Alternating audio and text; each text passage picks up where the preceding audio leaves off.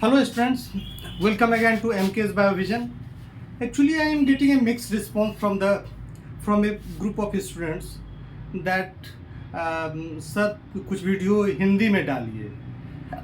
तो most of my videos are a mix of English and Hindi.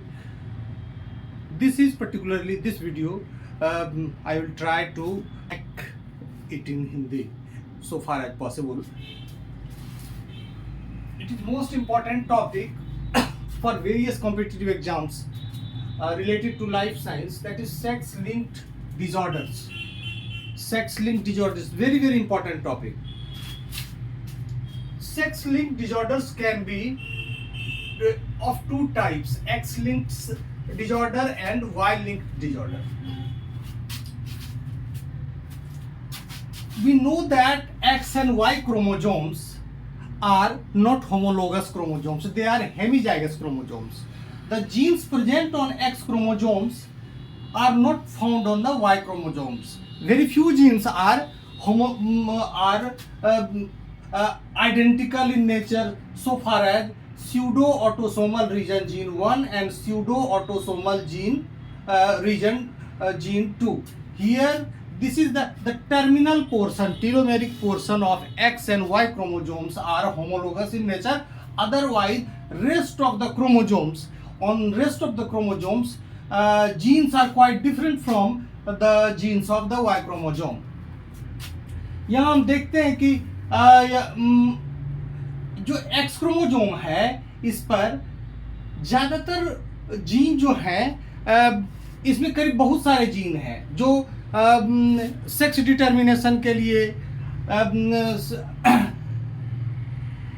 और somatic development के लिए responsible हैं. करीब 1000 के करीब जीन्स, कोडिंग जीन्स हैं. We are not giving still the exact number is yet to be ascertain. तो ये अभी एग्जैक्ट नंबर नहीं है. इसमें भी 150 के करीब कोडिंग जीन्स है. कोडिंग जीन्स का मतलब है नॉन कोडिंग आरएनए के लिए भी जीन्स है, लेकिन ये जो है जीन्स ये प्रोटीन प्रोड्यूसिंग जीन्स हैं. दी जीन्स आर ट्रांसलेटेड प्रोटीन्स और ये प्रोटीन्स के बाद कुछ ना कुछ ये कोई ना कोई ट्रेट या कैरेक्टर को बनाता है. तो अब देखते हैं कि इस पर कौन कौन से जीन हैं. एक्स क्रोमोसोम पर यदि देखें तो ये फर्स्ट जीन जो है डीएमडी यानी कि डचने मस्कुलर डिस्ट्रॉफी का जीन है. दैट इज ये जीन जो है लॉन्गेस्ट जीन भी है. DAX1 ये सेक्स डिटर्मिनेशन में इसका इस्तेमाल होता है. इस जीन का काम सेक्स डिटर्मिनेशन में है. और OPN 1LW that is responsible for red green color blind vision.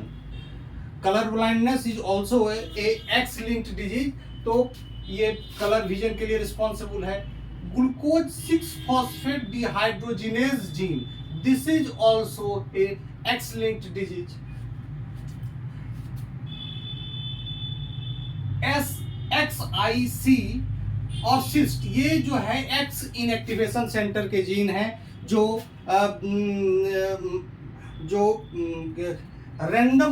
Randomly जो सेल्स इन हेट्रोक्रोमेटाइज हो जाता है ड्यूरिंग द डेवलपमेंट और बार बॉडी को बनाता है, उसके लिए रिस्पॉन्सिबल है. एक्स क्रोमोसोम के इनएक्टिवेशन के लिए रिस्पॉन्सिबल है ड्यूरिंग डेवलपमेंट. IL2RG ये X limited severe combined immunodeficiency disease है. इसमें severe anaemia severe immunodeficiency cause होता है, यानी कि बिल्कुल जो हमारा इम्यून सिस्टम है वो अपसेट हो जाता है. इसके अतिरिक्त ये HPRT1 दैट इज लेश नायहान सिंड्रोम डिजीज है. ये हमारे नाइट्रोजनस बेस प्यूरिन के मेटाबोलाइजेशन से संबंधित है, जिसमें प्यूरिन को सही ढंग से ब्रेकडाउन नहीं होता है. और FMRI यानी कि फ्रेगाइल एक्स सिंड्रोम डिजीज है. फ्रेगाइल एक्स सिंड्रोम डिजीज है और हेमा यानी कि हीमोफीलिया ए और बी, दो तरह के हीमोफीलिया जो होते हैं वो एक्स लिंक्ड नेचर के होते हैं, और जो हेमोफिलिस सी होता है दैट इज रेयर, वो एक ऑटोसोमल डिसऑर्डर है। तो ये हीमोफीलिया ए एंड बी। अब हम देखते हैं कि we'll talk about all the diseases one by one. Let us give a particular number to it. ये जो है डिसऑर्डर है 1 2 3 4 5 6 7, these are the disorders। ऐसे तो बहुत सारे और भी डिसऑर्डर हैं, लेकिन we'll discuss about these 7 disorders related to the X chromosomes। X chromosome का जो इनहेरिटेंस पैटर्न है वो इस तरह का है कि X क्रोमोसोम चूंकि होमोलोगस कंडीशन में है, तो ये होमोलोगस कंडीशन में फीमेल्स में पाया जाता है, इसीलिए ये दो तरह के डिसऑर्डर इस पर देखे गए हैं, एक्स लिंक्ड रिसेसिव डिसऑर्डर और X linked dominant disorder. X linked dominant disorders are very few। we'll talk about this X linked recessive disorder। तो X linked recessive disorder में का जो इनहेरिटेंस पैटर्न है उसमें मोस्टली मेल्स आर अफेक्टेड। हम देख रहे हैं कि यहाँ ये मेल्स आ गया, ये स्किप कर गया, इस जनरेशन में कोई डिजीज नहीं है, जनरेशन 1 में कोई डिजीज नहीं है, लेकिन जनरेशन 2 में इस मेल में आ गया। इसका मतलब है कि वाई एक्स क्रोमोसोम मेल में कहां से आता है? फीमेल से आता है, यानी कि फीमेल जो है कैरियर है। देखने में मतलब externally heterozygous appears to be a normal female, तो ये नॉर्मल है लेकिन ये कैरियर है। इस कैरियर के कारण ये जो डिफेक्टिव एक्स है इस मेल में आया है, और इस मेल में आ गया है। तो अब हम देखते हैं कि एक्स में ये डिफेक्टिव मेल में है, और इस मेल से इस male this is wrong male transfer it's Y chromosome to female. Male में आ गया है, यानी कि ये जनरेशन स्किप किया है, और थर्ड जनरेशन में हम देखते हैं कि यहाँ डिसऑर्डर नहीं है। इसका मतलब है कि मेल ये जो है कैरियर है, क्योंकि मेल को फीमेल को 2 एक्स क्रोमोसोम चाहिए, एक इधर से और एक इधर से। ये वाला एक्स क्रोमोसोम इधर से नॉर्मल आया है, और ये जो है मेल का आया है। मेल में एक ही एक्स क्रोमोसोम सफिशिएंट होता है डिजीज को एक्सप्रेस करने के लिए, क्योंकि होमोलोगस नहीं रहता है। और इस तरह से यहाँ हम देखते हैं कि फीमेल कैरियर है लेकिन ये नॉर्मल है, ये कैरियर है लेकिन the female should be carrier but there will be no symptom of any disease। यहाँ भी हम देखते हैं कि अब यहाँ देखते हैं फीमेल में कैसे डिजीज होता है, how a female gets affected. Female को अफेक्ट करने के लिए ये कैरियर होना चाहिए। इसका मतलब है कि फीमेल में 2 एक्स क्रोमोसोम, एक एक्स मेल वाला आया है जो डिफेक्टिव है, और एक कैरियर वाला एक्स क्रोमोसोम जो डिफेक्टिव है वो इस फीमेल में आया है, इसीलिए इस फीमेल में ये डिजीज पाया गया। इसी चीज को हमने इस तरह से लिख दिया है, mostly males are affected, mostly males ही अफेक्टेड होते हैं, फीमेल तब affected, females are affected only when born to an affected father and carrier or affected mother। ये कैरियर या अफेक्टेड मदर हो तभी इस फीमेल में ये डिजीज आएगा। Now talk about this Y-linked traits और disorder।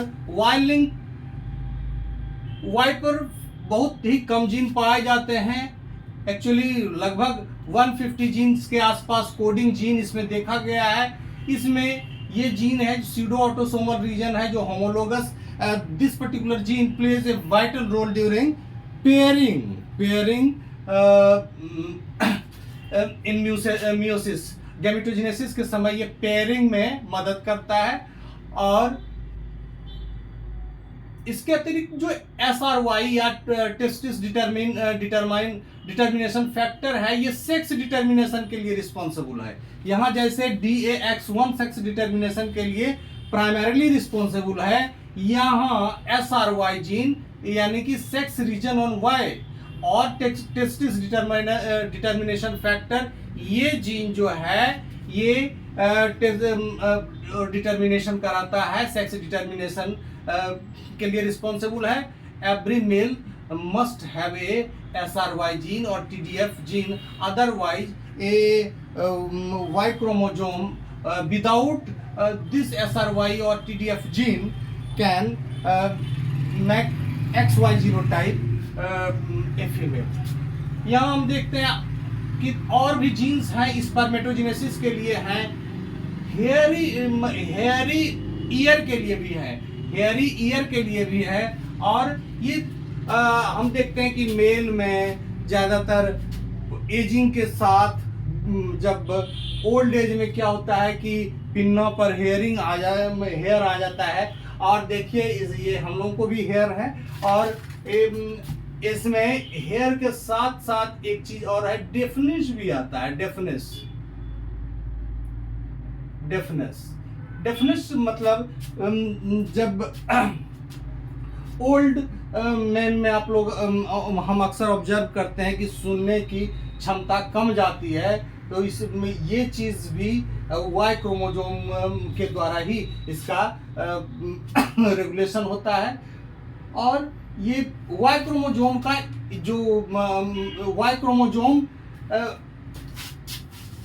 के दो जो आर्म होते हैं, एक शॉर्ट आर्म यानी कि YP और लॉन्ग आर्म YQ।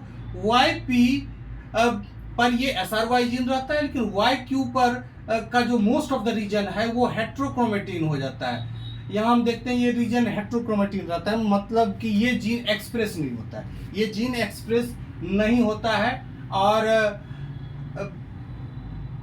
ऊपर में स्पर्मेटोजेनेसिस के जीन है, यानी कि male specific region 90% region in male chromosome is occupied by this male specific region or male specific region on Y, that which we call MSY। ये जो gene होते हैं मोस्टली होलेंड्रिक होते हैं, यानी कि ये मेल में ही एक्सप्रेस होते हैं, क्योंकि फीमेल में X क्रोमोसोम Y क्रोमोसोम तो होता नहीं है। अब ये देखिए इसका inheritance pattern from male to male होता है, इसका inheritance pattern male to male होता है। कोई जनरेशन का स्किपिंग नहीं होता है, मतलब हर जनरेशन में यदि फीमेल है तब तो नहीं हुआ, लेकिन मेल आया तब ये जीन हो जाता है, ये एक्सप्रेस हो जाता है। यहाँ देखिए स्किपिंग ऑफ जनरेशन है, ये एक्स लिंक्ड रिसेसिव डिसऑर्डर में इस जनरेशन में ये डिजीज नहीं है, इसी तरह से इस जनरेशन में ये डिजीज नहीं है, तो स्किपिंग ऑफ जनरेशन होता है। जबकि इसमें क्या होता है कि there is no skipping of generation. हर में यहाँ भी मेल है, इसमें हो गया, यहाँ मेल है, जितने भी मेल रहेंगे सभी में ये डिजीज एक्सप्रेस होगा, क्योंकि each male gets Y chromosome from its father. Y is haplotype, Y चूंकि हैप्लोटाइप एक ही अपने आप यूनिक टाइप का क्रोमोसोम है, अलग है, इसका कोई होमोलोगस नहीं होता है। All the genes located on Y chromosomes are expressed. All the genes located on Y chromosome are expressed. सभी के सारे जीन एक्सप्रेस कर जाते हैं। They don't show any allelic. There is no allelic relationship. Allelic relationship नहीं होता है, क्योंकि कोई डोमिनेंट रिसेसिव नहीं है, कोई डोमिनेंट रिसेसिव इसमें नहीं होता है। जैसा भी जीन है वो मेल में एक्सप्रेस हो जाएगा। Now let us know something interesting about this Y chromosome। Y chromosome के बारे में ये जाना जाता है कि Y chromosome बहुत ही छोटा होता है in comparison to X chromosome. और Y क्रोमोसोम ऐसा भी देखा गया है कि ओल्ड एज में Y क्रोमोसोम बिल्कुल गायब हो जाता है। ओल्ड मेल में ही Y क्रोमोसोम समय के साथ, एजिंग के साथ ओल्ड पर्सन में वाई क्रोमोजोम डिटेक्ट ही नहीं होता है उसके सेल में। इसका मतलब है कि, और ऐसा देखा गया है कि absence of Y chromosomes particularly when in elderly male is responsible for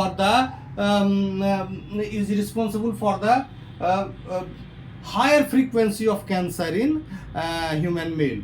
तो उसके लिए भी रिस्पॉन्सिबल है।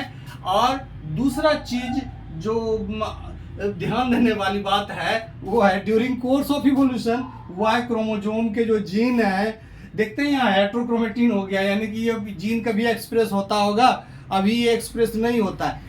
धीरे धीरे वाई क्रोमोजोम के जीन की संख्या घटती गई। ये कभी माना जाता था कि करीब 900 के करीब जीन होते थे वाई पर, क्योंकि वाई क्रोमोजोम का यदि हम हिस्ट्री देखें, इवोल्यूशन देखें, तो ये प्लेटिपस यानी कि जो एग लेइंग मैमल है उसमें भी वाई क्रोमोजोम पाया जाता है। उसमें बहुत सारे वाई क्रोमोजोम के जीन जो हैं एक्टिव रहते हैं, फंक्शनल होते हैं। लेकिन आज के मेल में, ह्यूमन मेल में बहुत कम वाई के जीन एक्टिव होते हैं, और इसीलिए वाई क्रोमोजोम का साइज भी काफ़ी छोटा हो गया है। ऐसा डर है कि आने वाले कुछ हजार साल में ऐसा ना हो कि वाई क्रोमोजोम बिल्कुल ही समाप्त हो जाए। तब क्या होगा?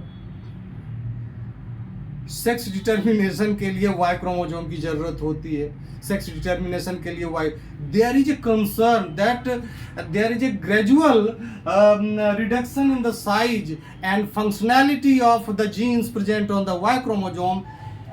Therefore, it is a concern among the scientists that a day may come when Y chromosome may disappear from this population, and this might poses a threat, because यदि Y chromosome नहीं है तो ह्यूमन में क्या होता है, मान लीजिए ह्यूमन में एक एक्स हो और एक जीरो हो तो ये टर्नर सिंड्रोम हो जाता है। टर्नर सिंड्रोम हो जाता है, और टर्नर सिंड्रोम क्या होता है, वो टर्नर सिंड्रोम एक फीमेल होती है। टर्नर सिंड्रोम एक फीमेल होती है, जो इनफर्टाइल फीमेल। तो ऐसा तो मतलब मेल जो है, मेलनेस के लिए जो रिस्पॉन्सिबल है पर्टिकुलरली SRY जीन, इसके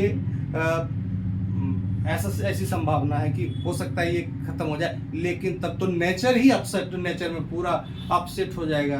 वो देयर विल बी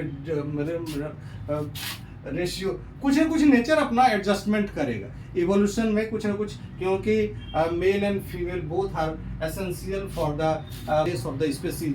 इसलिए एक पर्टिकुलर जेंडर का गायब होना is not possible. Nature will solve this problem in its own way. Okay, thank you.